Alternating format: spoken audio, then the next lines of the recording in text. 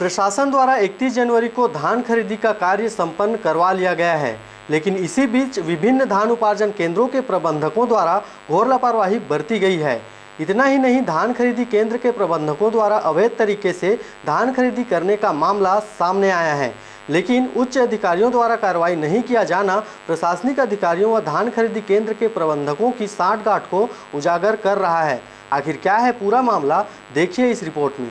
Pathariya block के सरगांव क्षेत्र के अंतर्गत ककेड़ी में धान उपार्जन केंद्र स्थित है, जहां ककेड़ी सहित पास के ही गांव उमरिया, पकरिया व धमनी के 458 किसानों का पंजीयन किया गया था, लेकिन उपार्जन केंद्र के प्रबंधक व ऑपरेटर द्वारा किसानों के साथ छल करते अवैध रूप से धान खरीदी करने का मामला सामने आया है। यह पूरा मामला धान खरीदी के अंतिम 2 दिन पहले सामने आया, जब सरगांव नायब तहसीलदार ने सक्रियता दिखाते हुए ककेड़ी उपार्जन केंद्र का औचक निरीक्षण किया।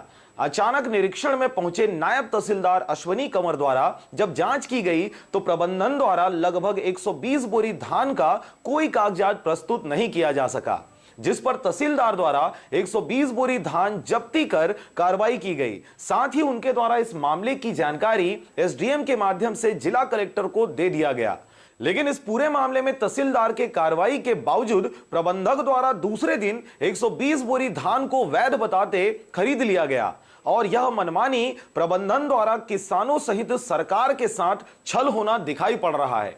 वहीं जब इस पूरे मामले में आरजे रमझाझर की टीम द्वारा धान खरीदी केंद्र के प्रबंधन से बात की गई तो उन्होंने कंप्यूटर ऑपरेटर को केंद्र का प्रबंधक बताने सहित गोलमोल जवाब देते अपना पल्ला झाड़ लिया। वहीं जब हमारे संवाददाता द्वारा इस मामले में कंप्यूटर ऑपरेटर से जानकारी मांगी गई तो मामला और भी गंभीर हो गया और राजनैतिक हस्तक्षेप के तहत अधिकारियों व समिति प्रबंधक की सांठगांठ सामने आई है, क्योंकि धान खरीदी केंद्र के ऑपरेटर द्वारा 120 बोरी धान खरीदे जाने की बात कही गई। इतना ही नहीं, 120 बोरी धान के वैध कागजात तहसीलदार के पास भेज देने की बात भी उनके द्वारा कही गई। इस पूरे मामले पर जब नायब तहसीलदार द्वारा उक्त कागजात की जांच की गई तो जांच में यह बात सामने आया कि 120 बोरी धान को जिस जमीन का बताकर बेचा गया था, उस जमीन में वर्षों से खेती ही नहीं होती। उक्त मामले पर नायब तहसीलदार द्वारा प्रकरण बनाकर धान की जब्ती की गई है, मगर इस प्रकरण के महीनों बीत जाने के बाद भी अभी तक संबंधित विभाग द्वारा किसी भी प्रकार की कोई कार्रवाई नहीं की गई है। 25,324 क्विंटल 80 किलो को तहसीलदार साहब के द्वारा लेने के लिए बोला गया है और उसका दस्तावेज तहसीलदार साहब को मिल चुका है। कलेक्टर साहब के द्वारा दिया गया है दस्तावेज।